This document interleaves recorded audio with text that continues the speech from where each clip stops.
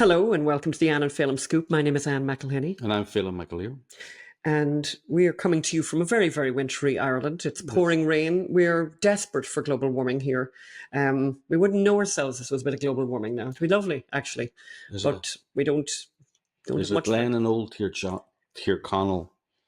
There's a cottage in the glen where it's really raining a lot. All right. Okay. Obscure reference there that most people won't get. All right. So, Phelim, what else is going? We've said it before, but we're going to say it again. Ireland is unbelievably anti-Semitic, and we're going to give you a lot of reasons why. Anti-Zionist, Anne. Oh, Anti-Zionist. Yeah, anti-Zionist. We're going to get out of jail free card. So stay tuned for that. We're going to bring you some crazy examples. And did you see the Olympics opening ceremony? Did you see it? We did. And what you need to know about the deliberate attempt to insult and attack Christians and Christianity, but don't worry, it's all in the name of tolerance and diversity, of and course. Inclusivity, apparently. Oh, inclusivity. Yes. Sorry, I forgot. One of those words, yeah. And what happened to Joe Biden? He did the honourable thing, Anne. He did the honourable thing. But anyway, we're gonna find out what the press actually knew. Were they delusional or were they in a big lie? We're going to talk to a White House reporter who's going to pull back the curtain. And Kamala isn't just a cackling disgrace. Crack nothing film, cackling disgrace. She's a threat to freedom and journalism. And in a free society, you need both. You need the journalism to have freedom, and you need freedom to have the journalism. So we'll bring you a story you won't hear anywhere else about how a journalist, as a journalist, when you tell the truth about Kamala's ghoulish friends, and I mean ghoulish friends, she will send armed police to your door to seize your work and charge you with multiple felonies. We're going to talk to David Daleiden, the guy who exposed Planned Parenthood selling baby body parts, and why everyone, not just pro-lifers, we're going to hear why everyone, not just pro-lifers, should worry about President Kamala. Hopefully we'll never hear those words together in a sentence. And does California's greasy governor want a promotion? He's done an extraordinary thing lately to try that just very uncharacteristic, by the way, of his normal behavior. Which is? We're going to talk about that. We're going to talk, yes. And it's been quite a while, but I'm back in the kitchen with the simplest of recipes for a very, very big family favorite. And it's very, very simple, but delightful. And I'm actually, and funny enough, bizarrely, most of you are somewhere beautiful and warm and sunny, but this is actually kind of a wintry dish, but it's working out well for us because we're obviously in Ireland, where they haven't heard of summer this year. So yes, well, talking of, we're in Ireland, where anti-Zionism runs rife. It's not anti-Semitism. Of course, it's not anti-Semitism. It's only anti-Zionism. Yes, as you know, we wrote a play called October 7th. It's verbatim, based on interviews we did with survivors of the October 7th massacre. We went to Israel in November after October 7th. It's just finished a 6-week run in New York. It's been incredible. It was amazing. It just reminded me. I'm sure you saw the 12 Druze children who were killed in northern Israel. I just want to bring this to you. You may not have seen it, but Simon Harris, who is the Prime Minister of Ireland, and Taoiseach, he tweeted. So yes, children. So Hezbollah fired a rocket which killed 12 Druze children in Israel. And here's what Simon Harris said. Yes. Children were killed playing football in the Golan Heights in a despicable attack. Ireland condemns these rocket attacks, and those responsible must be held accountable.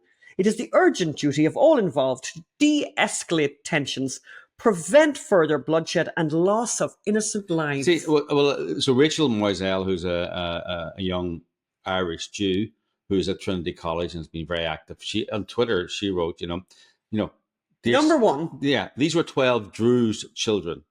She said it's a disrespect to say how many there were, but also not to mention their ethnic religious background, yes. Right? And Those responsible, yeah. So those responsible, instead of saying who's responsible, Yes, Hezbollah. Yeah, if it was the Israeli government who fired a rocket and killed 12 children, He'd never hear the end. He would say the Israeli government needs to get its act together. And someone else wrote and said on Twitter, is that the same guy who talked about the Emily Hand, who was the hostage that was released? And it isn't. And it isn't. And he and the Taoiseach said she was lost, and now now she's been found. Yes. But that was Leo Varadkar, the previous Prime Minister of Ireland. Yes. You remember you got a hard time when you were getting your hair done in Israel. Yes. Well, actually, what happened was I volunteered because basically I was in the hairdressing salon and I could hear everyone in the hairdressing salon giving out stink about the British Prime Minister who had said the child was lost and then was found. And I said, I put my hands up. I said, I have to be honest with you guys. It's not the British Prime Minister. This was the Irish Prime Minister who did this, Leo Varadkar. And actually, I did bond actually very well. I apologised on behalf of the Irish people. And but they all crowded around. And they all crowded around. It was actually really funny. And everyone came with the curlers and the kind of the stuff in their hair and everything, with the hair dye. And because we had that very weird experience of being in Israel where for the first time in our journalistic career we had to apologise for being Irish. Yes. We had to explain ourselves because people couldn't understand how Irish people would be telling the true story of what had happened in Israel on October 7th. And that was understandable given the Irish anti-Semitism. So we recently spotted in a local town. In a town nearby. We saw this sign. Look at this sign. Look at this sign. Can you see this sign? Yes. So what it reads is, all Zionists are barred from the Celtic Marine Bar, apparently. Stop the genocide, free Palestine. No, it's, most Jews, it's a bit like saying all Unionists are barred from a pub in Northern Ireland. Most Protestants are Unionists, so you're really saying no Protestants. And most Jews, not all of them, are Zionists. A vast majority, 95, 99%, I don't know, are Zionists. So what you're really saying is Jews not welcome here. And then, as if that wasn't bad enough. In case you think that that's kind of an isolated incident, and you think I'd like to go to a nice piece of avant-garde movie or something like that. So you think, maybe I'll go to a film festival or whatever. So there was a film festival in Galway. Galway's gorgeous. People go to Galway. They'd never leave it. Galway Film Festival decided to spotlight. It's actually called the Galway Film Fla. The Galway Film Fla. And they decided this year that they would spotlight, they would choose a theme and they would have a spotlight, a highlight on what? Well, every year they choose a country to focus on, the movies of Serbia, the movies of Croatia. This year, country of focus was Palestine. Wherever that country is. Wherever that is. Our country of focus is Palestine. We will showcase the work of film artists who bring the stories of Palestine to the screen. So then they had all these films. To show sport, and the aim of that is to show sport and solidarity with the Palestinian people. Not to tell the truth about the Palestinian people. Not to tell sport and solidarity. Yes. So anyway, each movie is, one's worse than the other. But no film was about the murdered, all the people who were murdered on October 7th. Or any Israel. People who were murdered in Israel, by the way. Then Dublin Theatre Festival, they have a play about a Palestinian girl who lives in fear of the Israelis blowing up her home for no reason at all. Mm-hmm. So this is the story that the Irish people are, and here's a picture of a car in a nearby village with an I Stand With Palestine flag on it. This is what people are living with. They get it from the highest echelons to the lowest echelons. And that's why we are going to bring the October 7th play to Ireland. And you can help. Yes. And you can help very significantly because we think this is really worthwhile doing. And it's funny, every time we mentioned it in New York to audiences who were watching the play there, they got this massive applause. Obviously, we mentioned also that we're going to go to Harvard. And that was that drove people completely nuts. And everyone was like, yes, you have to go to Harvard. But please, please, please go to Ireland. So please, please help us make that happen. Go to October7theplay.com. Just to reiterate, we're going to take the play on a tour of Ivy League campuses in the fall. Probably Harvard, Columbia, Temple. We're working out the final Rutgers, logistics. Princeton. Working out the final logistics. That's the plan. At the moment, it's 5. And we're going to take it to Ireland. And it's going to be on in LA, but we'll talk about that a later date. And we've got some interest also in the Bay Area as well. But this is an important project. It's one of the most important projects we've ever done. Yeah. And to help us get it to where it needs to be, we need your help. So please go to October7theplay.com and give what you can. And if you know people, and if you know other people who you think would want to support us, please let them know. We would be very grateful, and we definitely need your support. What's not going to happen. So what's just happened? So recently, as you all know, the Olympics are going on. I have no interest in the Olympics, but it's very funny whether or not you've got any interest in the Olympics. The Olympics apparently have an interest in us, by the way, bizarrely. Well, only an interest in insulting us. So yeah, in the opening ceremony of the Olympics, which is normally supposed to showcase a country or showcase an ideal, they decided that they were going to insult the Leonardo da Vinci's famous painting, or fresco actually, The Last Supper. So they had a recreation of The Last Supper with a woman wearing a silver halo-like headdress. An obese woman. Yes, at the center of a long table with drag queens on either side of her. And a child. There's actually a child as well in it. And then at the same table, a giant cloth gets lifted, revealing a man nearly naked, painted blue, surrounded by fruit. And then he burst into song, and the drag queens burst into song. It was obviously a parody of The Last Supper, the fresco by Leonardo da Vinci. And, the French Bishops' Conference condemned it. Bishop Barron of Minnesota called it gross mockery. Yeah. But of course, the Olympics people are, no, you're completely misunderstanding. The ceremony's artistic director, Thomas Jolie, I think who's gender queer or queer gender or by what is it? By inquisitive or something? Or yes, or past his sell-by date or something, or buy something. I don't know. He said, and was it to be subversive? He said it was to be subversive. It was not meant to be subversive. It was not meant to be subversive or shock people or mock people. In fact, it was meant to be inclusive and show tolerance. And show tolerance. And the spokeswoman said that, and clearly she said clearly there was never any intention to disrespect any religious group.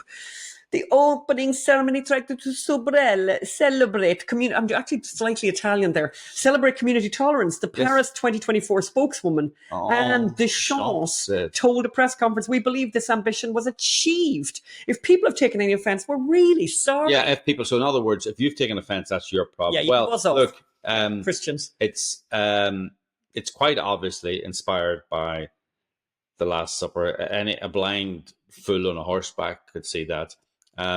Even the New York Times, who tried to downplay it, they consulted an art historian, an art expert, Sasha Grishin, an art historian and professor emeritus at the Australian National University, and Sasha just had to go, yeah, actually it is. It really is. He says, he said it's undeniable. He said the idea of the central figure with a halo and a group of followers on either side, it's so typical of the Last Supper iconography that to read it any other way might be a little foolhardy. Yeah. So I mean, it's just in the way it was backlit and all that, So it was a Last Supper parody. They were trying to insult people, and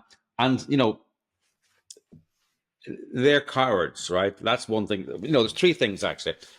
They're cowards. They will never insult Islam. And by the way, there's more Islamists, I would say, almost than Catholics in France nowadays. And insulting Islam and insulting religion has particular resonance in France because the Charlie Hebdo magazine published various cartoons making fun of Islam and the Prophet Muhammad, peace be upon him, or whatever you're supposed to say, except that's not a religion of peace. But anyway, the proponents of the religion of peace responded by going to the offices of the magazine and killing 11 members of staff who they hunted by name. Like they had a list of names and they're going, what's your name? Okay. They were hunted actual cartoonists. And you think, and witnesses said they heard the gunmen shooting. We have avenged the Prophet Muhammad. God is great. And you'd think, that when they had the committee meetings at the Olympics, and you imagine how many committee meetings there were and how much planning went into this, that people might have said, oh God, let's not insult a religion, because we remember the last time what happened. But what's actually interesting, and I know you might want to make 3 points, Phil, but I want to make a wee small point in here is that it's in, they chose Christianity because Christians never respond. There's no response from Christians. And in a way, I heard someone make that point. I thought it was a really good point, is that we should be proud as Christians, that we, they can throw everything at us and we take it. And we, basically actually genuinely turn the other cheek. Yeah. That's what I'm going to say is, the organizers of the Olympic Games, they knew that Christians Would put up with won't it. do that. So they feel so brave and edgy attacking someone who won't fight back. That's what a bully is. And it was so gratuitous. It was gratuitous, right? And it was unnecessary. The Last Supper is by Leonardo da Vinci, who was Italian. And unlike the Mona Lisa, his other famous iconographic Painting. it's not in the Louvre. The Last Supper is not in the Louvre. It's in Milan. It's a fresco. We looked it up. Painted. I knew that. Painted. We looked it up though, just to check. Painted to be on sure. the wall of a convent in Milan, Italy. Milan, Italy. Yeah, so it has nothing to do with Paris. It doesn't have anything to do with the Olympics. Right? There's no reason for there to be a parody of the Last Supper. It's not like the Last Supper had some connection to the Greek Olympics or the Greek gods, or nothing, zero. They just decided to attack one of the most iconographic Christian images. They did it because they're bullies who love the applause of their fellow fools and bullies. Mm-hmm. I also hate it though because it's just so boring and unoriginal. People have been parodying the Last Supper.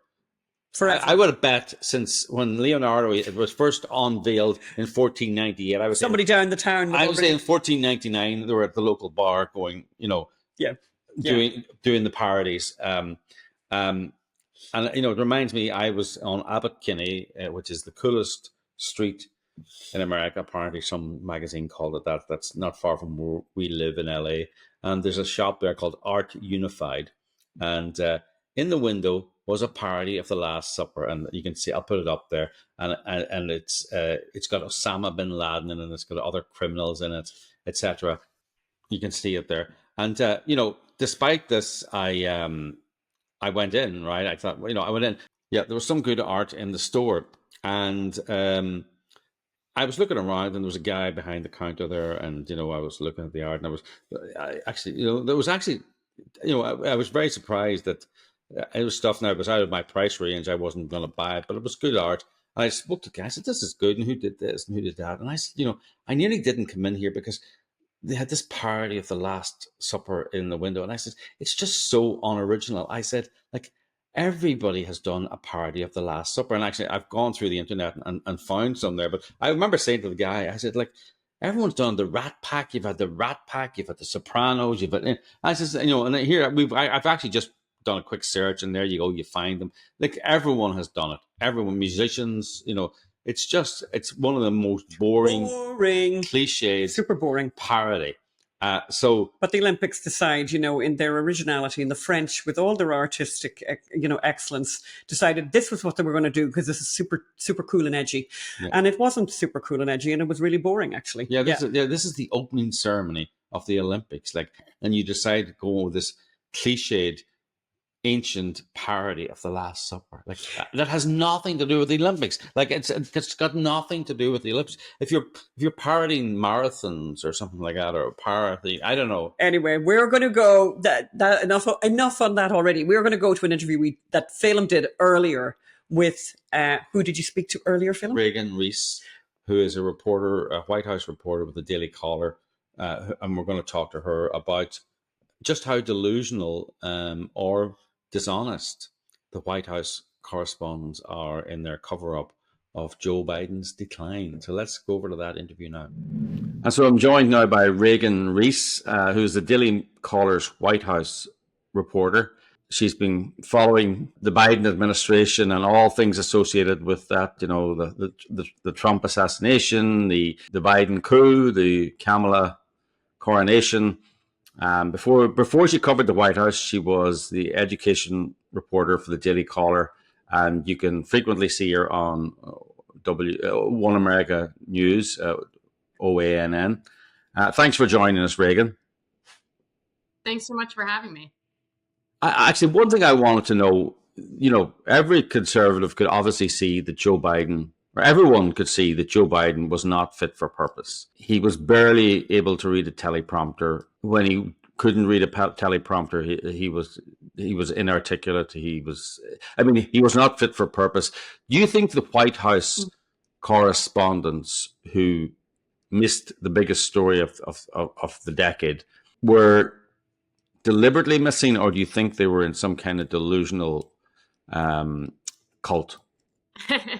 This is a complex question, and one that I've been, talking with a lot of people about, as I am, a part of that White House press corps. I'm a member of the WHCA. We have a seat. I'm part of the White House pool, so I will cover the president, be the reporter designated to cover everything that he does one day a month. And so it's very complex, this question, because I think it all begins with the White House.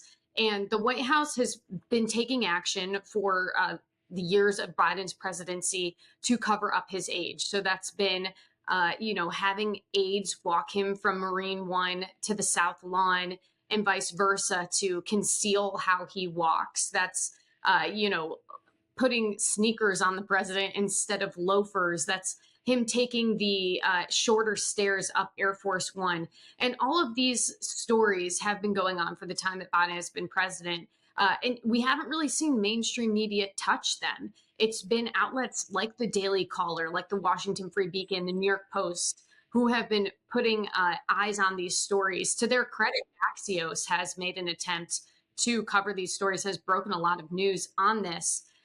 But I do think that the White House press corps has covered up this scandal because they acted as they were in awe that the president was so old and frail and confused and seemingly, looked lost on the debate stage. The White House, the press corps was almost angry at the White House, feeling like they'd been deceived. But what has been striking me, and I've said this over and over again, I don't think that those reporters could stand next to me, witness the same things that I witnessed, where the president, is looking at me completely lost. The lights are on and nobody's home. He's stuttering answers. He's slowly turning away and not know that is not normal, or that is something they've seen in their grandparents, that has concerns them. And so, of course, I believe that the White House press corps, the reporters that have stood next to me, have seen the same things I've seen, have observed the same things I've observed, and have chosen not to consider them because they think it's a right-wing conspiracy theory. It's not. Yeah, I mean, look, we all have grandparents or had grandparents, and we all know, and we're not saying that Joe Biden didn't have dementia. He just was slowing with age. He just had that elderly grandparent thing, and some grandparents are in great shape, but confusing the grandchildren's names, being slower to tell a story, being slower to remember details, not remembering something from 60 years ago, but not remembering where they had lunch last week. And it's just part of the, of the aging process. Some people just avoid it completely, but others don't. You think it was kind of delusional? I think it's a noble lie. I think they felt that the alternative was so outrageous that they were doing a good thing. They wouldn't call it lying, but that it was that the alternative to telling the truth, if they told the truth, the gates that they would open would be so horrific that it was better to just look away and not report it. Yeah, well, I think that that speaks directly to why we've seen the reasoning we've seen from these outlets on why they wouldn't cover Biden's age before, or how they would downplay what right-leaning outlets were writing about. They would call this right-wing conspiracy theory. And I think, they use that as their argument for why they didn't have to cover it. Yeah. And of course, everybody associates a lot of these outlets, the New York Times, the Washington Post, as almost arms of the DNC. The White House views them that way. This was on display in that expose that Politico did on the relationship between the New York Times and the White House, and how the White House was very irritated that the New York Times, was starting to cover Biden's age more and more. And it's very obvious that the White House views these outlets and has this relationship with these outlets that, they think that they are supposed to be pushing their talking points, that they are supposed to be this DNC. I also think that there's a bit of a friendship there between the administration and some outlets in the press corps. I've witnessed some of this with my own eyes. I've seen reporters, gush over and give Karine big giant hugs of being so excited to see her. Really? And that's not a relationship to have with the people that you're supposed to be holding accountable. We also kind of saw this when they were calling Biden's NATO press conference a big boy press conference. They were, kind of poking fun at one reporter who had deemed it the big boy conference. And I don't think that was good communication strategy to, talk about the president of the United States as having a big boy press conference. I think that was more of, we think this was a funny inside joke between us and the press corps. That's how it read to me, at least. And I think that's a great example of why we could be seeing this, anger from the media, being felt like they've been caught in this lie, this cover up. I think there was a little bit of friendship there that helped. Totally. I mean, I think you could see that. Sorry to interrupt you. You could see that in that Politico article. The White House felt they were being betrayed when the New York Times started to cover the age issue. There was a sense of, but I thought we were friends. That was the actual tone of it. And you're right. A lot of these reporters now, of course, look. Access is everything in journalism, or it's a lot in journalism. People, many people don't know this, but so many stories are, you can get stories by being on the outside, but you can also get great stories by being on the inside. So access is important too. And if you have to hug Karine, maybe that's a price worth paying. That's not something I would relish, but But is it ethical? I think there's a fine line between, being friendly and creating that connection with the source where they become a good source and give you tips and information. But they're very, I have some friends who are in GOP comms and who I've been friends with for years. And so, there are, situations where maybe the lines become blurred a little bit. But I think that there's, definitely, I wouldn't be hugging the press secretary on White House grounds if she was, someone I went to college with. I think there's a question of ethics that's being. Yeah. No. I mean, look. In terms of sins, it's not a mortal sin. Being overly friendly. It's a very difficult thing to also control, being overly friendly with a source, because sometimes the reason the source is because you're both interested in the same thing, you both have the same interests, and there's an actual friendship. If the only thing the liberal White House correspondents were guilty of was being over friendly with their sources, it's not something to say that that they're not doing their job. But when they're not doing their job, when they're not reporting for whatever reasons, look.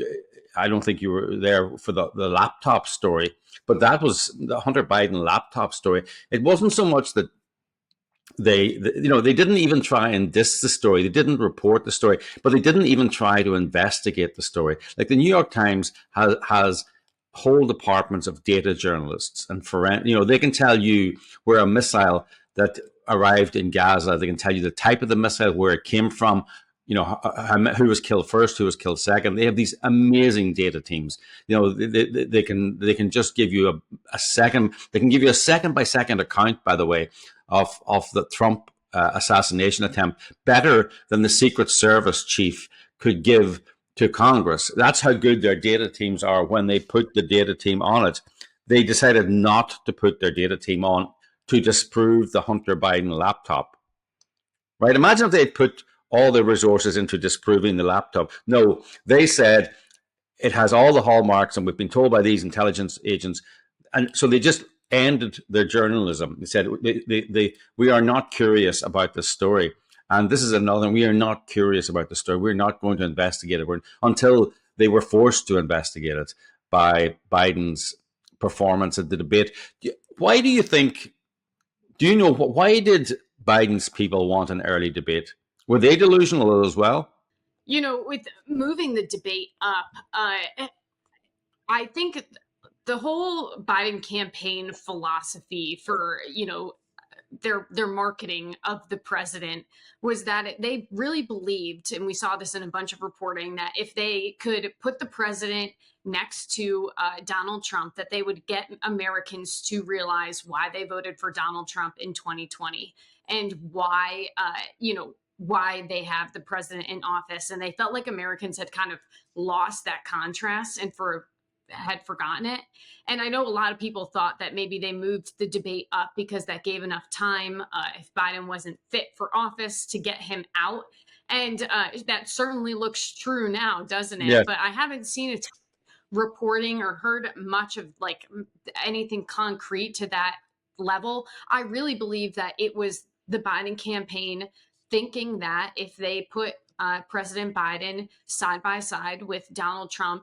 And now what's important to this is that it's clear that the Biden campaign was expecting the Donald Trump that they have in their minds, this erratic, yelling, interrupting, crazy Donald Trump. Mm-hmm. And that is not even close to who showed up on the debate stage. He, was controlled. He was focused. They quipped. He had those good one-liners, but the president kind of stayed in his lane. President Trump stayed in his lane and didn't really, he wasn't that crazy guy that I think the Biden campaign was anticipating to see on that stage. And that's Biden to shine.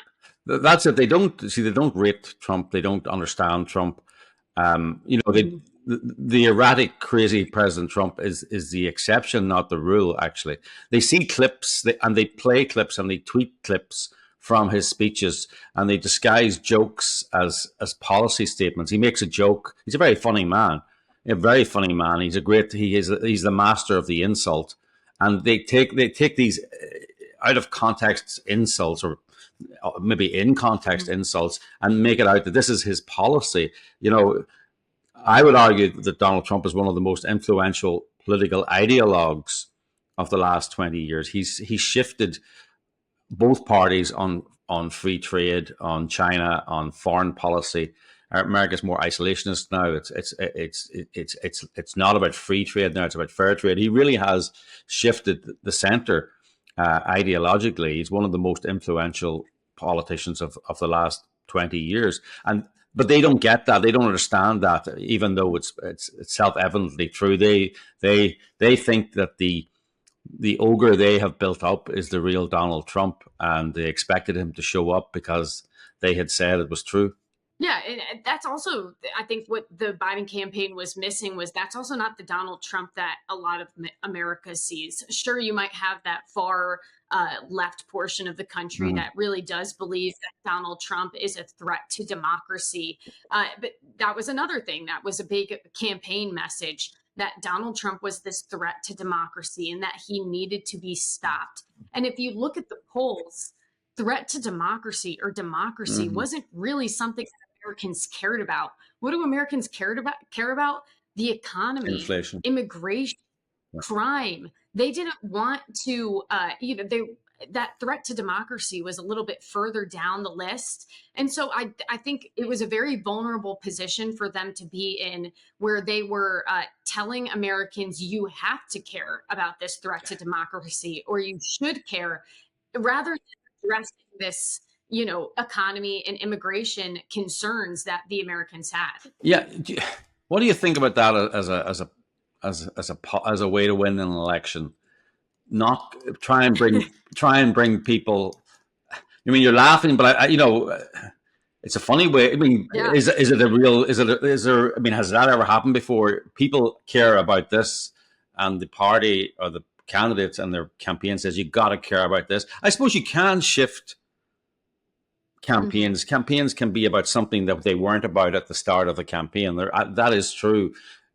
Do you think they have you think that's possible? You think that's what Kamala is going to do now? What's the whispers there? That are they going to go on the threat to democracy and the 34 felonies or 97 felonies or whatever that no one cares about and everyone knows are fake felonies? No one out there, not even the Democrats, believe those were real charges or was justified. I quite frankly, would be surprised if Kamala Harris decided to go with this threat to democracy messaging, because I think that was something that we saw from reports that was, what President Biden wanted. That was his idea, and he was insistent on it. And clearly it didn't work.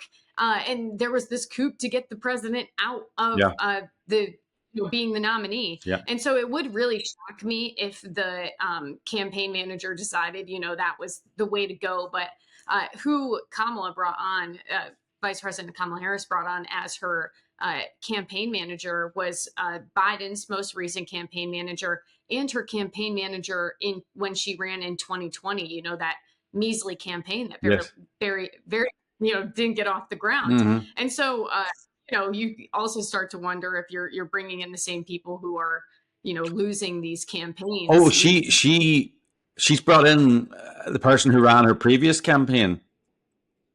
Yeah, so the woman who ran her previous campaign was also who was running President. That's so DC. Right actually, now. That's so DC. That's it's normally it's Republicans who do that.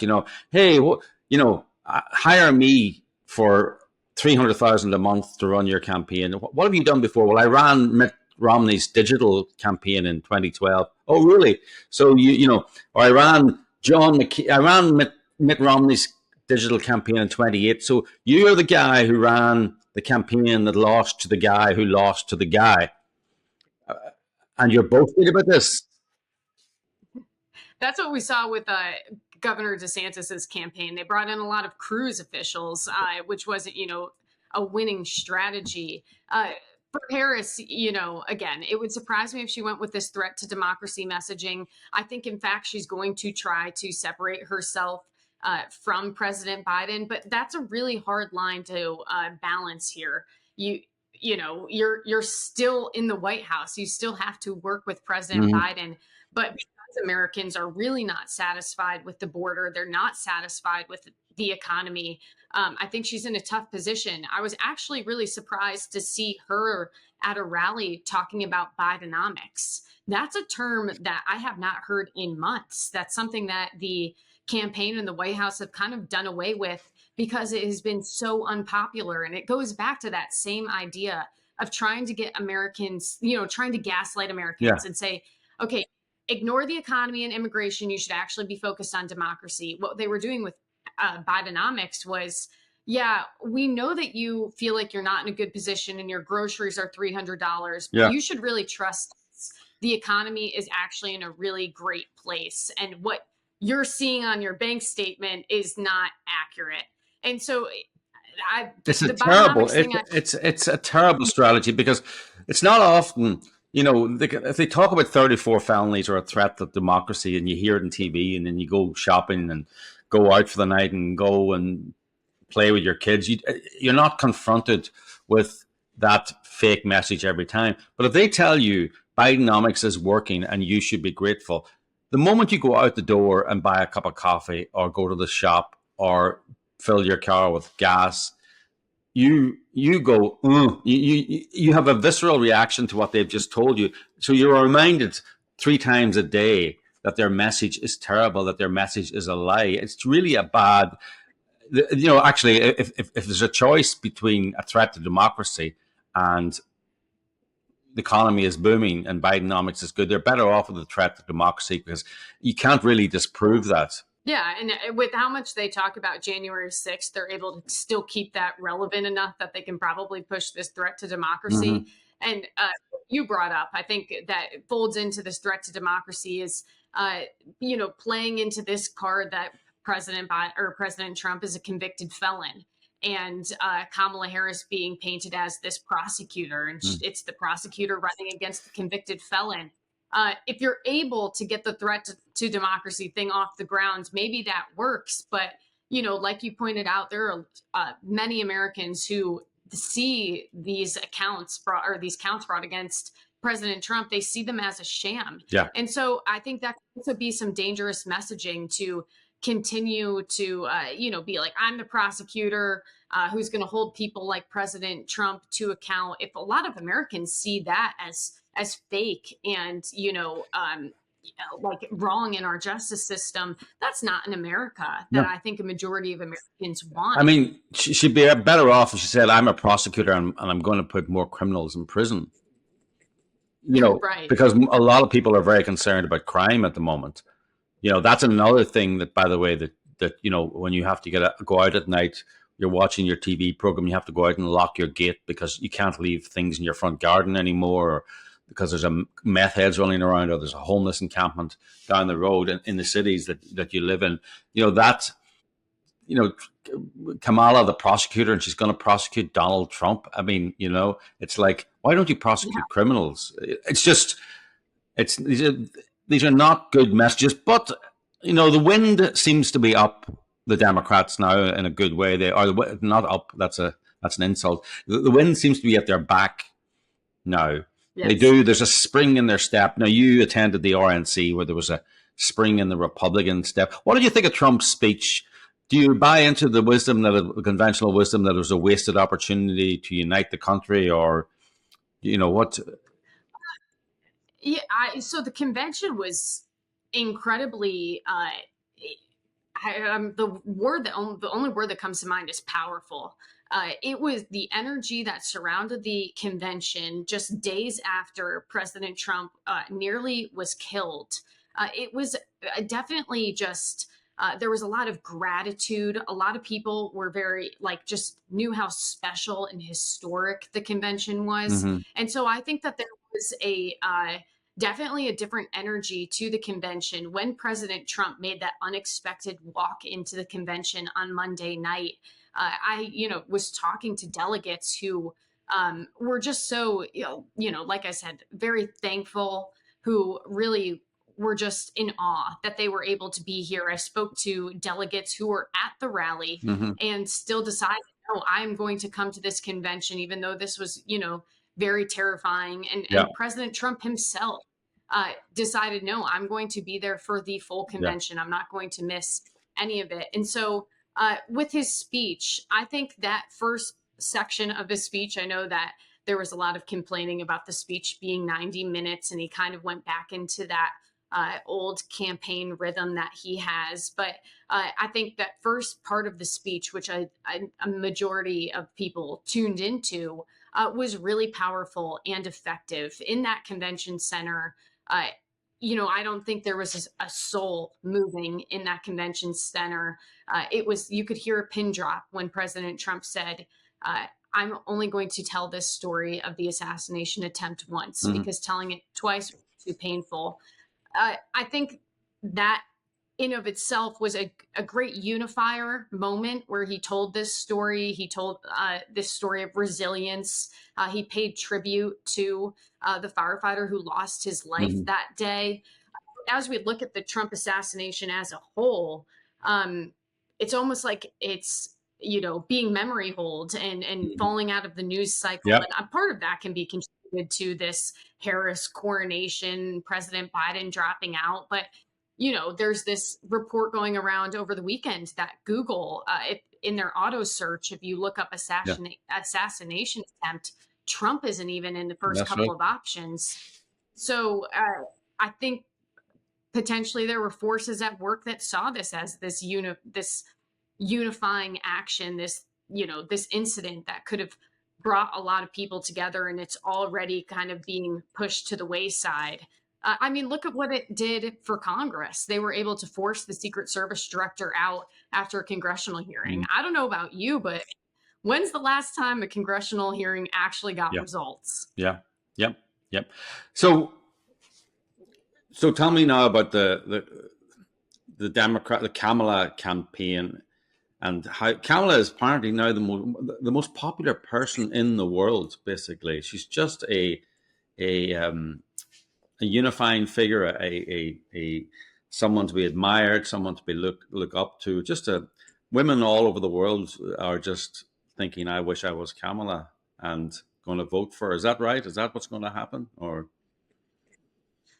well, Kamala Harris, her approval rating was lower than President Biden's most of their reign in office. So she's actually not this super popular figure that she's being made out to be in this moment.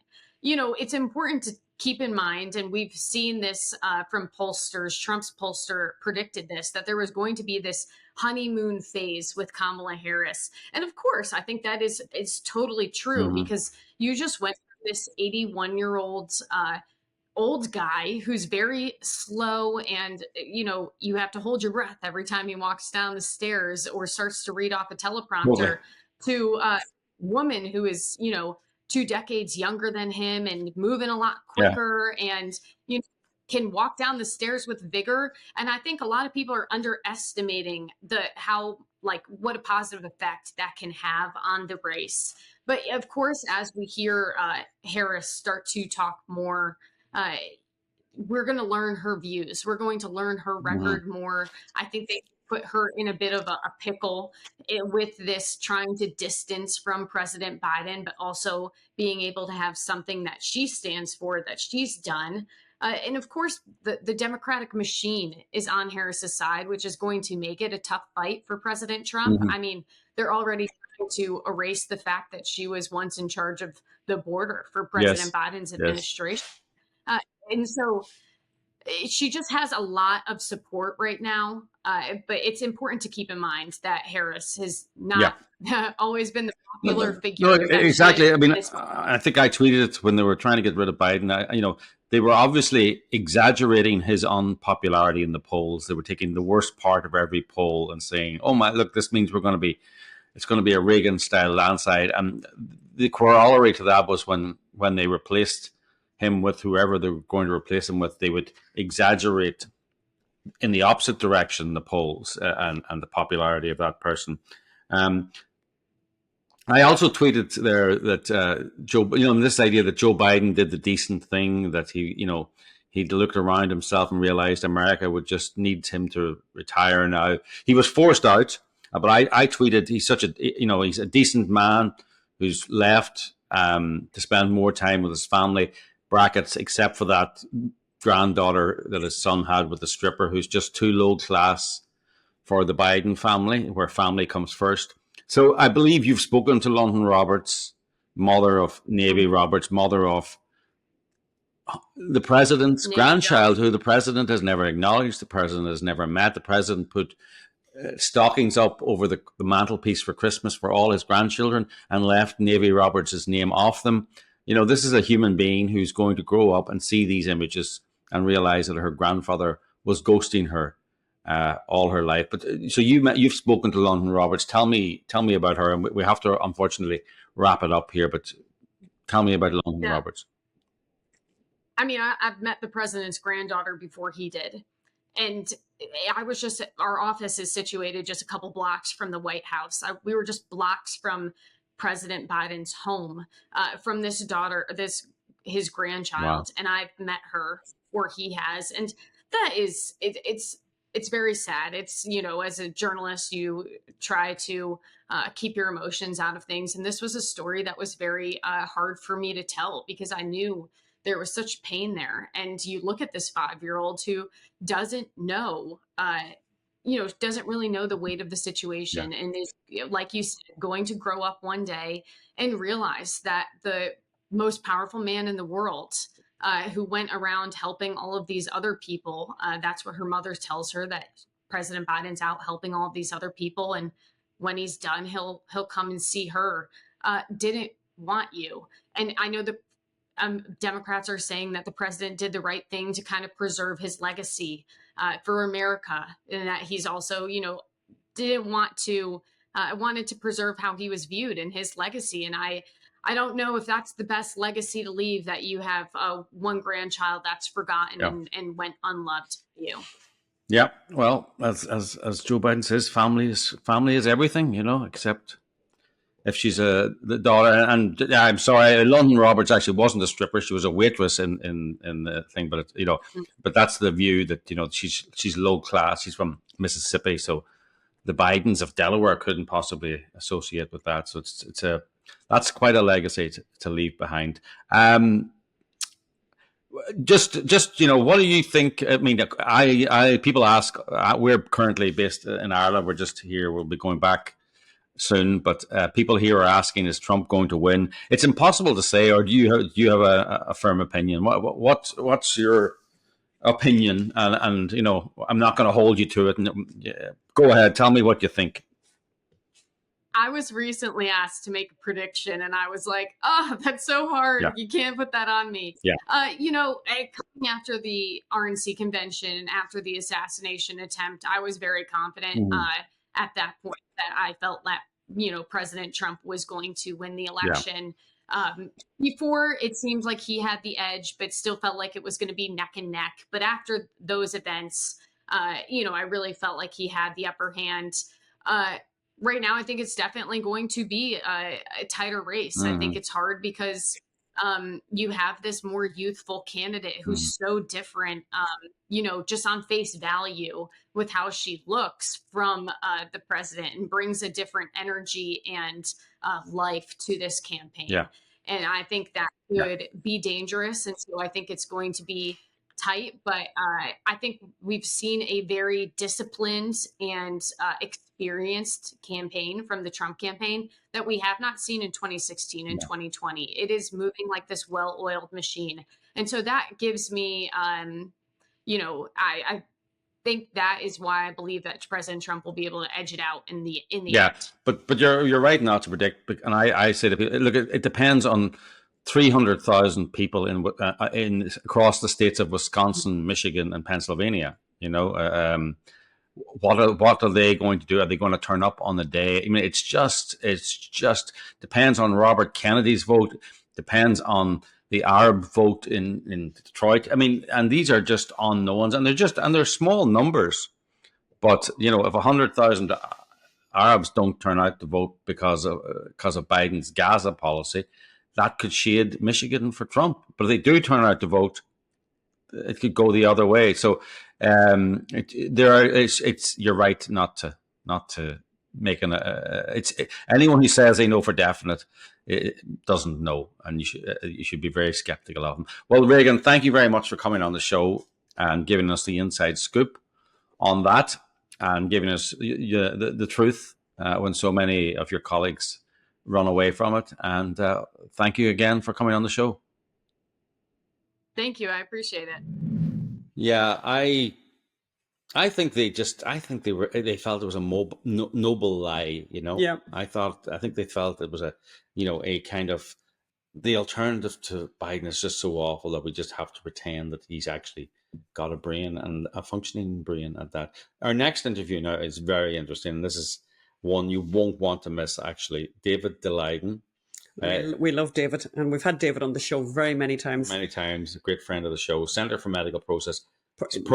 Center for Medical Progress. He's the person, the guy who is the guy behind, the exposition of the fact, the absolute extraordinary revelations that Planned Parenthood were selling body parts. I mean, and we of aborted babies, and there were receipts. And David did an incredible undercover effort where, I mean, like, unbelievable journalism, absolutely fabulous journalism, which he should have won, by the way. Like, every kind of prize that was going, what he uncovered was extraordinary, because again, it's against the law, by the way, to sell body parts. However, despite the fact that David did this incredible work, he didn't get a Pulitzer Prize. And in fact, if anything, life became extremely difficult for him. So let's hear. We're going to hear about that. Let's hear. And he came up hard against Kamala Harris, not in the way, not in a good way. Not in a good way. We'll go to that interview right now.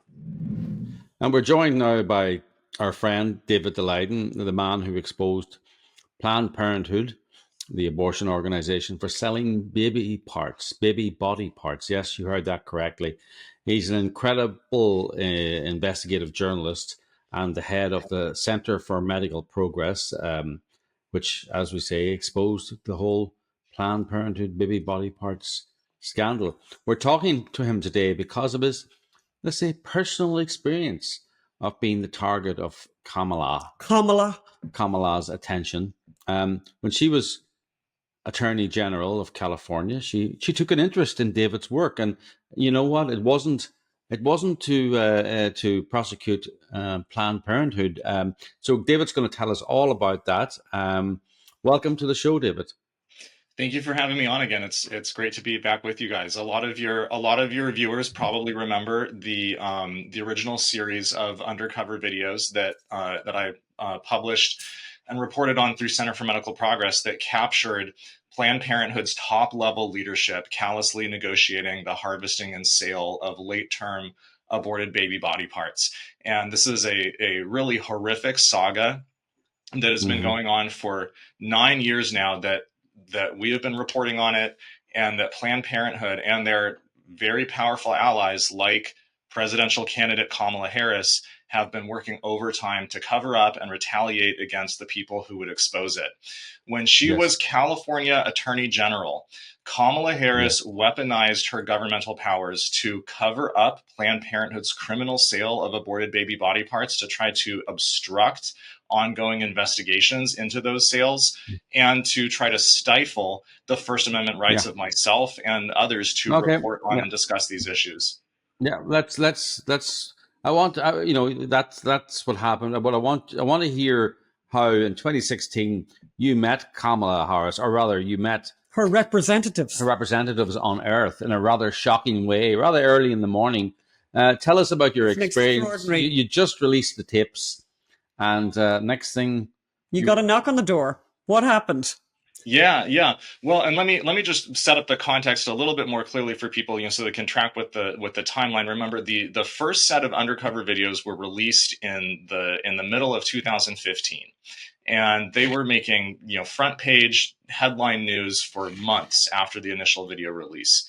And we actually know now from discovery documents produced by the Attorney General of California that within the first 3 days of the undercover video releases, Planned Parenthood was frantically emailing Kamala Harris herself saying, we are really concerned about what these videos mean for our reputation, and we need you to step in to shut this stuff down. And so as of the end of 2015, Planned Parenthood made a specific request to Kamala Harris's Attorney General office that they seize the digital media from me that contained the original undercover video recordings. And in March of 2016, we know that Kamala Harris held a secret meeting with top-level Planned Parenthood of California officials, including one of the late-term abortion doctors that was implicated in ongoing local investigations of the criminal sale of aborted baby body parts. And 2 weeks after that meeting, on April 5th, 2016, Kamala Harris sent 11 California Department of Justice state police agents to raid my one-bedroom apartment to seize the undercover videos so that they could never be further published, and so that remaining undercover footage would not come out. There were, as I remember, there were 11 total California DOJ agents. They had canine unit dogs with them. They had assault rifles. Only about 5 or 6 of them at a time fit inside the apartment. So there were like 5 or 6 of them standing outside with the assault rifles and everything. That was because you're such a dangerous and guy, David. Because I'm so uniquely dangerous to the there was one aspect of that I mean, it's the whole story is so extraordinary. I mean, I just think it's I think it'll be a great movie. But I do remember one. Before we go forward, I just think there's a beautiful detail that I just loved from that moment where, so you're in the apartment and you said that one of the guys, maybe was Hispanic or whatever, and maybe was a Catholic, and he's like, he's in there and he's all riled up because they're all like action packed and had been obviously told that you were extremely dangerous or whatever they had been told, and he noticed something in your apartment, right? Yeah. So it was, I mean, these poor California DOJ agents. I mean, a lot of them had clearly been, there might have been 1 or 2 who were Planned Parenthood people, but a lot of them looked like they had really been conscripted to do something that they felt was very dirty and unusual. And, they looked more guilty than I did when they were, rummaging through my files, and they're looking at the invoices for baby body parts, right? That, from some companies that were under FBI and local law enforcement investigation at that same time. And, they're leaving the criminal invoices for selling baby parts on the side, but then they're seizing my video recording, undercover camera equipment. And then there was a moment where, they've got, there's like religious icons in my home. There's statues of the Virgin Mary and stuff like that. It's a Catholic home. and there was one agent. I think he was Catholic. He was Hispanic, and he was sort of rummaging behind the statue of Our Lady of Guadalupe, and then he notices this little framed photo of Saint Michael the Archangel that I had on my desk at the time. And he looks at the painting, and he looks at me, and he goes, "Oh," he says, "I have that same picture in my wallet." Yeah. And so what did they want? What did they say they wanted, and what justification did they have for asking for it, for seizing it? And what did they get? So their search warrant that was prepared by Kamala Harris's Attorney General's office at the request of Planned Parenthood specifically sought all of my digital media and publishing equipment for the videos, all of the hard drives that would contain the undercover videos on them, the original police quality undercover equipment that we used to record the videos during the investigation. And they said that this was all because Planned Parenthood had filed a lawsuit, accused me of fraud for not actually purchasing the baby body parts from them, and that we had violated Planned Parenthood's privacy under the California video recording law by recording their senior level executives at business lunch meetings in public.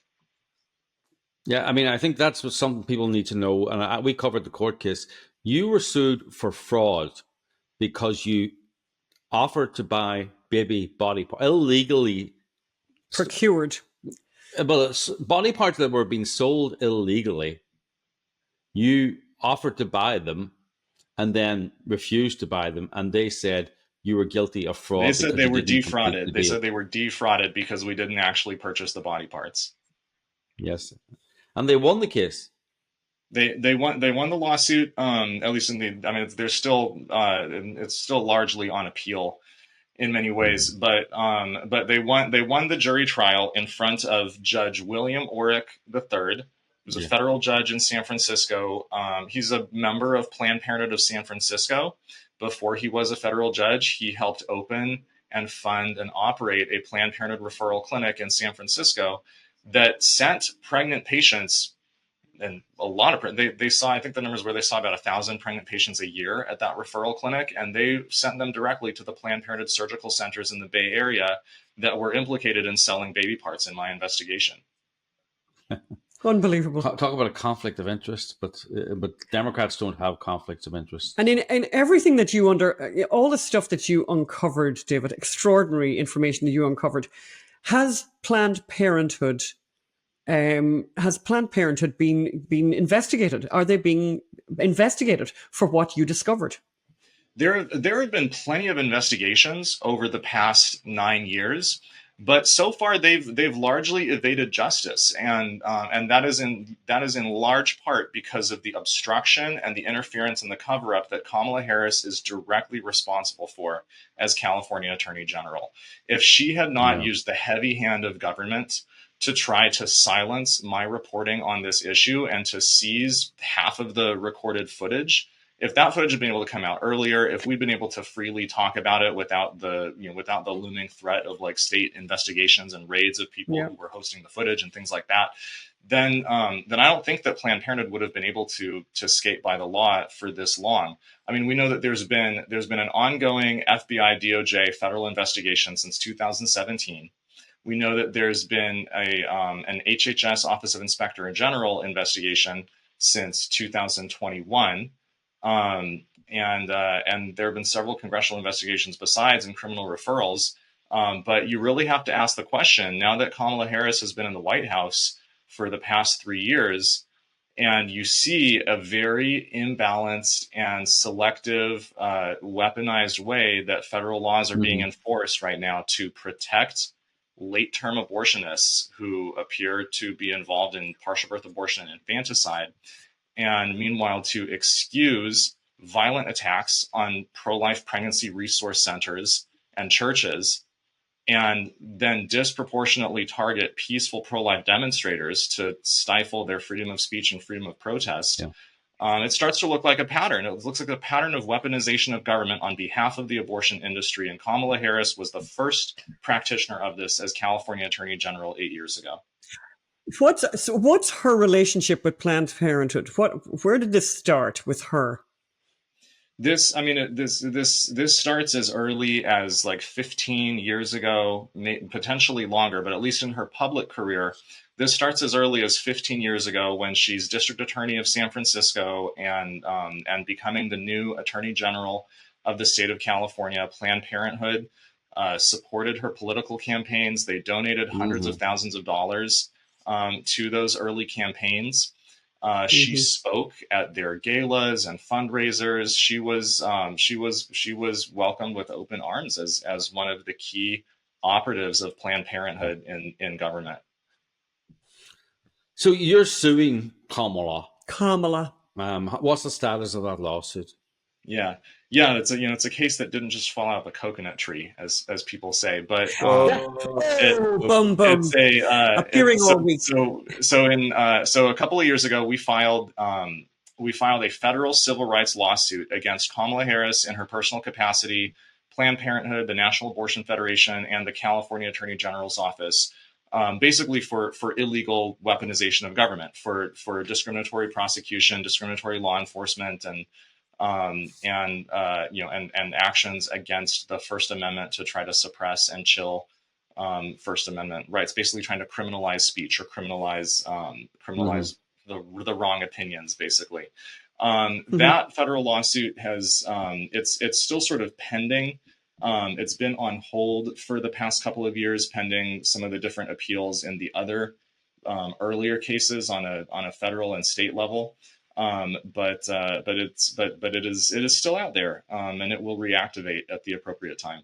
So what should we expect if Kamala were to become the president, the next president, based on what you know, based on your close and personal contact? I think that would be very dangerous, right? I mean, Kamala Harris's record shows that she does not respect the free speech rights of American citizens who disagree with her or disagree with the powerful special interests who back her.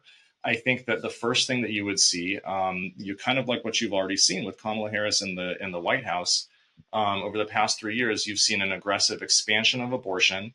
You see aggressive measures to try to use federal power to mainstream late-term abortion, excuse infanticide, cover up abortion crimes. They reversed the human subjects protections that the Trump administration put in place for fetal experimentation and for pregnant patients who are being potentially targeted by abortion clinics and by government-sponsored experimental programs for fetal body parts harvesting. The Biden-Harris administration reversed the Trump-era protections and expanded government sponsorship of fetal experimentation again. And the kind of information that we've been discovering through our public records reporting over the past couple of years about some of those NIH-sponsored fetal experimentation projects is horrific. I mean, you've got the late-term aborted baby kidney distribution hub at the University of Pittsburgh, where they're openly advertising to their government sponsors their ability to deliver babies alive for fresher organ harvesting while there's still blood circulation to the body parts. You've got the University of California having a contract with Planned Parenthood where Planned Parenthood supplies its, quote, proprietary fetuses to the university in exchange for the, quote, valuable consideration, federal crime, valuable consideration of owning any intellectual property or patents that the university develops using the proprietary aborted babies from Planned Parenthood. Wow. So you could expect this stuff to expand even more. And you could expect anybody who criticizes it to be persecuted under a Kamala Harris administration. It's very interesting. Now, that just brought to mind, what's that case where some black woman in the 50s, did they use her blood for plasma? And Oprah Winfrey produced a movie about it. They used her cells, the HeLa cells. What was her name? Henrietta Lacks. Yes, so they used some cells that she had, and they basically become the basis of a lot of research and cures, and and it was gross abuse that they used these cells. I think they told her, but she didn't know how valuable they would be, and I think her family then sued recently, and they made a movie about her and all this, and for the valuable consideration. And you can you can be quite sure that the women who are having abortions have not been cut in for the valuable consideration and have not been given their consent and have not been fully informed just what is being done with their fetuses. It's it's amazing how history repeats itself. It's absolutely correct, and the more that we dig onto the topic of selling baby parts and fetal experimentation, the more and more horrific the details become, and that's why Planned Parenthood is determined to use very highly placed, powerful allies like Kamala Harris to try to shut down any further investigation, obstruct any official investigations, and bully and scare the public and American citizens into not investigating, not asking questions, not criticizing, and not saying anything. They don't want us looking in those crawl spaces because it's going to get darker and it's going to get worse. And if the full facts could come out, it would be like Kermit Gosnell level abortion crime across the country, funded to hundreds of millions of dollars by taxpayers. One thought I have, when you're talking there, David, is that, that the body parts that were sold, the attractive product, if I'm correct in saying that, is the more mature baby, is the more mature fetus. And one thing that I've noticed that pro-abortion people like to do is to say that doesn't happen. It never happens. There are no late-term abortions, and it's another reason to kind of silence you. It's another good reason to silence you, because the problem with your evidence is it's irrefutable that there is actually widespread late-term abortion going on in America. Could you speak a little bit to that, David? Because that's a big lie that goes around the world a million times. Yeah, it's a huge lie that's being told to the public right now. It's one of those comforting lies that I think the middle of the road public and the political supporters of the abortion industry are desperate to hold on to that comfortable lie, because most like casually pro-choice people even will say that there's a point, 4 months, 5 months, sometimes later, sometimes earlier, where they all agree this is an actual baby, and killing of this baby, aborting this baby would be actually killing actual babies, and that is a step too far for me as a moderate pro-choice person. Many of these people will say, and so they need, in order to continue to reflexively give political support to Planned Parenthood and the political backers of the abortion industry, they have to believe that comfortable lie that there are no actual babies who are being harmed in the course of this taxpayer-funded industry. And that is not true. I've had dinner and cocktails with some of the most prolific late-term taxpayer-funded Planned Parenthood abortion doctors in the country. There are, are there more, early-ish abortions than late-term abortions? Maybe. But there's a lot of late-term abortions of big, viable, healthy babies who could survive if given the right treatment measures, and instead they're being ripped apart with forceps and then sold for body parts afterwards. And I mean, I think a lot of people would be upset even if that happened once or twice. But if it's happening on a regular basis at otherwise mainstream popular clinics in big, heavily populated areas, that alone is a nationwide scandal. And we're going to be doing the Guttmacher Institute. The Guttmacher Institute, which is a pro-abortion research institute, they say it's 10,000 a year. But we know Kermit Gosnell never reported one abortion he did in a state where it's mandatory. It was illegal not to report. He did tens of thousands of abortions that he never reported. And there's states where it's not mandatory. Is it New York? It's not mandatory. I mean, it's kind of I think that's a little story of it on its own, that it's not mandatory, that there's no national numbers. Everything's a guesstimate, that most of the country, you can correct me, David, most of the country, particularly the most populated parts of the country, it's not mandatory. So nobody's knowing really what's going on in California. Nobody really knows what's going on in New York. And so these numbers from Guttmacher are, very on the very, very low side, at the very least. Deliberately so. Deliberately so. So 10,000, by the way, which is already an incredibly large number, is very, very not representative of what's actually happening. Yeah, absolutely. That is the bare minimum. That's the bare minimum floor of what they will admit publicly. Yeah. Yeah. let Oh, alone what may be being done off the books or that they're not talking about. And then keep in mind, they are very aggressively trying to expand third trimester abortion right now. yes. There's at least two third trimester clinics in Washington D.C. now. One is the Washington Surgery Center, where pro-life whistleblowers recovered the bodies of 5 late-term, many of them completely intact infants from Yes. Cesare Santangela's Washington Surgery Center. The National Abortion Federation is all over covering up that situation right now. I mean, you can see one of the babies, baby Phoenix, was born completely intact in call. The abortion doctor is on undercover video saying that he never uses fetucidal chemicals. They just deliver them like that whole. So that's prima facie evidence that baby Phoenix was delivered alive and left to die in his or her own amniotic fluid. There's also the DuPont Clinic in Washington, D.C., which is run by 2 prominent late-term Planned Parenthood abortion providers, both of whom I know. And they've been trying to expand to a second location in Los Angeles. And the city of Beverly Hills they were trying to open in Beverly Hills, and Beverly Hills actually kind of freaked out when they found out what their business model was. And they said, "Are you kidding us?" Like, when you lose the progressives of Beverly Hills on an abortion issue, you're pretty extreme now. Yeah, I actually thought that story in the Los Angeles Times about that clinic in Beverly Hills was quite interesting because, on the one hand, people say it never happens. And yet here's a clinic that's going to be devoted to specifically doing this and wants to open in Beverly Hills, spend a fortune of money to open there because obviously there's good money to be made. Yeah, quite a bit.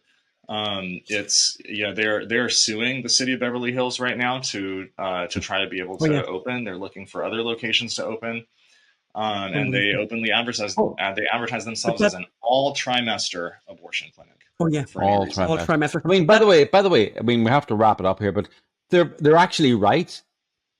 If it's legal and it's common, and it's an accepted practice, what right does the Beverly Hills city government have to ban them? I mean, and I mean that it's not as if it's just some kind of rare thing that's dangerous. No, it's an accepted practice. There's late-term abortion clinics in Kansas, Colorado, and 2 in DC, as you say. So they're actually right. They're demonic, but they're right in the sense. Why would if you support abortion and you support all these abortion referendums and initiatives, this is the end result of your blind adherence to abortion. Live with it. Don't tell me that suddenly you're shocked to discover gambling goes on in this establishment. This is what you're supporting. Own it or disown it. Yeah, it is really interesting how a lot of the otherwise progressive pro-abortion establishment in California is kind of having to eat their words now after supporting all this stuff kind of blindly and reflexively, and now realizing that Planned Parenthood, the experts, they actually want to open third trimester elective abortion clinics in our state, and now we're uncomfortable with that. The real interesting thing though is that discomfort and that conflict and that extremism is forcing a lot of people who never would have looked at this question before. It's forcing a lot of people to look at the question of what rights does that baby have under our state and federal constitution? Because we said that women have rights to medical, to good medical care and all these things, and most people agree with that. But once we start to realize that, wait a sec, Planned Parenthood is using that to try to kill a healthy, viable baby. Hold on a second, maybe that baby has rights too, and we have to factor that into the equation as well. And so it's really interesting. It hasn't really been widely reported on yet, but I can tell you just from my sources and my ear to the ground and the people that I'm talking to, these conversations are starting to happen. And so the extremist overreach of Planned Parenthood in the abortion industry is starting to make people realize that unborn babies do have some protectable rights that we have to start talking about. And now that Roe v. Wade is gone, we can have a clear conversation about that. This is what Anne says. Anne says, once you start talking about, it's a third trimester, then the thing goes, well, when does that baby When's that baby a baby? You know, I think, yeah. So my thought is, David, that the reason why they're now in all these ballot initiatives, they basically say, whenever, no, nothing should stand in the way of woman, whatever it is, her medical, whatever. But basically, no, the underlying thing is no limits. And I think the main reason they're pushing the no limits is because the minute you start saying limits and you say 20 weeks, it starts to focus the mind on 20 weeks, 12 weeks. The minute you start doing that, you start to really think about the baby. You start to think about the baby and about babies you've known and friends' babies you've known and how pregnant a person looks like when they're 5 months. And I think if you don't put numbers in there and you're kind of like, we're all very woman centered and take away all the focus from the baby, it's good. It's good marketing. I think it's good marketing.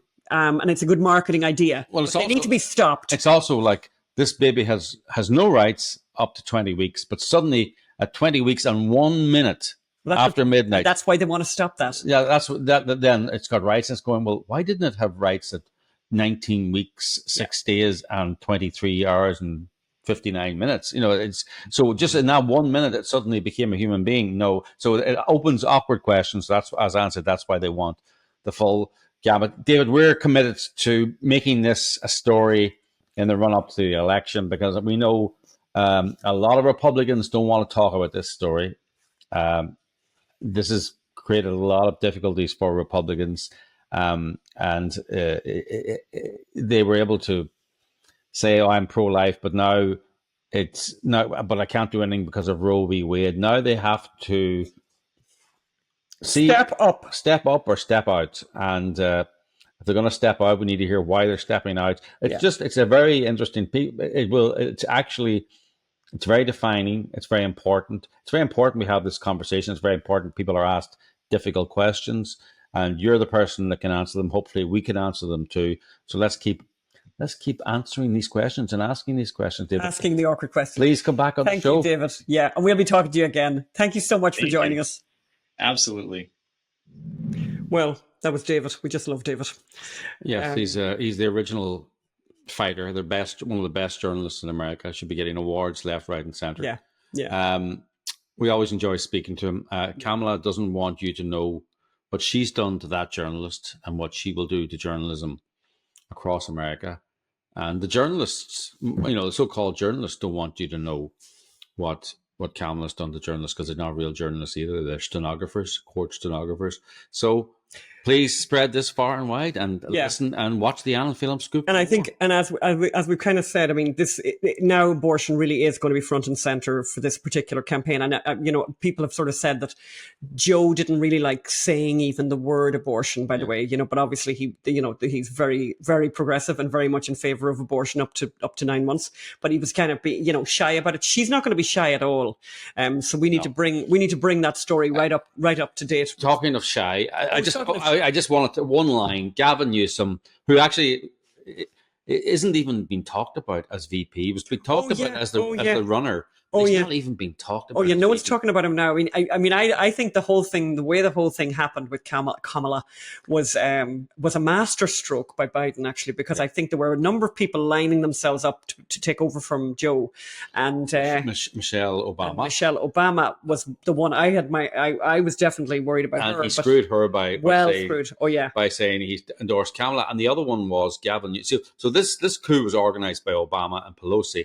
So to screw Obama, he nixed Michelle, and then to screw Pelosi, Gavin Newsom, her lovely nephew. Our governor is her nephew. So anyway, he is now finally starting sweeps of homeless encampments. 10 years of misery and crime. A decade later. And actually, just watch this little poor beleaguered minority who's obviously suffering from the intergenerational trauma of slavery, break into our house. Let's watch that video of him try the car in front of our house and then walk into our house. This is the beauty of a Ring doorbell. So there you go. And I know that he broke into another car on the street that night, and he broke into the other car across the street and stole something from one of the cars. And of course, none of us reported this to the police. And when these people tell you that crime is actually on the decrease, there's no point in reporting any of this because to the police. nothing would happen. Nothing would happen. It's not a crime either. That you would waste an enormous amount of time and get very frustrated. Well, under Californian law, I don't know, was the thing that he stole from the car I think it was worth quite a lot, but would it hit the threshold of $1,000? So there's 3 or 4 crimes. Now he got into our gate was left unlocked accidentally. And he got into our yard. There was nothing there worth stealing, and very quickly came out. But so trespassed, attempted break into the automobile. He broke into an automobile down the street, broke into an automobile across the street, stole from one of the cars. Multiple crimes there. And we didn't report it. Nobody reported it. So crime is on the decrease. Reported crime is on the decrease. Actual crime. Anyway, Gavin is doing sweeping of homeless encampments because he wants to be president if Kamala loses this election. Because something could happen. I mean, there could still be a surprise. I mean, this is an extraordinary election. Everything about it is extraordinary. Yeah. What we've had happen in the last month, extraordinary. So I think we're in for quite the ride. Historical, innit? Very much so. But but Gavin, I mean, I don't know. I just feel like he looks like an AI. He looks like some kind of generated thing from a computer. I was looking at AI today. Somebody has got their AI to reenact historic paintings, making them come alive. Oh yeah, it's amazing. And I tell you, AI looks a lot better than Gavin Newsom. Have you? Oh dear. Okay. He looks like sort of AI from the 1960s movies, that. We have come to the end of the show, but before we leave, I have a very short recipe that I thought I would share with you, because I know somebody just wrote last week and said, kind of what's happened about the recipes, and they had actually enjoyed my scone recipe, which, by the way, is a great scone recipe. It is from the New York Times. The New York Times isn't bad for everything, and this next recipe is kind of an adapted one from the New York Times, and it's from Mark Bittman, who I really, really like. Everything he does, I really like. So, as I said, not everything in the New York Times is terrible. And this is just the perfect way to cook a roast chicken in the oven. And I actually think if you saw the weather we have outside here, maybe I'll send you some photographs. It's very, very, very bleak. This is what he does. Yeah. And so basically what you need is a cast iron pan, one of those cast iron pans. So, and it's really worthwhile getting one if you haven't got one. And you can get them quite handy. They're quite cheap nowadays. But anyway, get your cast iron pan. You can see mine there. You heat up the oven like mad hot. Now, this is where it gets very funny. So according to Mark Bittman, you're meant to heat it up to 500 degrees. The oven I have here in Ireland has never heard of the like. Celsius. That's 500 Fahrenheit, film. 500 American 500. Right now, we have to change the money here because obviously we do centigrade here. So my oven goes to 220 and not beyond. So that's not quite the equivalent of 500.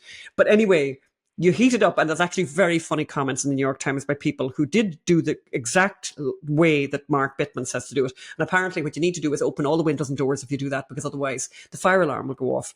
But anyway, because the oven gets very smoky, and you will see what happened with me, and I got plenty of smoke myself, even though we didn't get up to 500 degrees. So heat up the oven very fast, very, very hot. You're going to put in the cast iron pan in there with some oil. You see, I put some oil into the pan there. And actually, using an oil that doesn't have that has a high smoke point is actually a really good idea for that. So a lot of those nut oils are very good for that. But anyway, put that into the oven and leave that in there until it gets mad hot. Meanwhile, there's your chicken. Look at the lovely chicken there. And so you want to dry that chicken. And by the way, of course, I did this back to front.